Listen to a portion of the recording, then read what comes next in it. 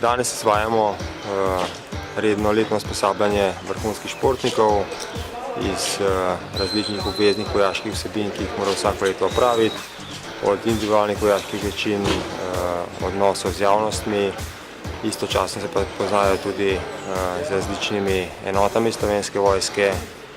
V tem usposabljanju smo bili v Rodovskem bataljonu 1. brigade, v četi RKBO, kot tudi v zaključnem delu usposabljanja so nas gostili v Centru za obrambno usposabljanje IG, kjer se bodo spoznali z različnimi tehnikami reševanja, ki jih uporabljajo reševalci in gasilci.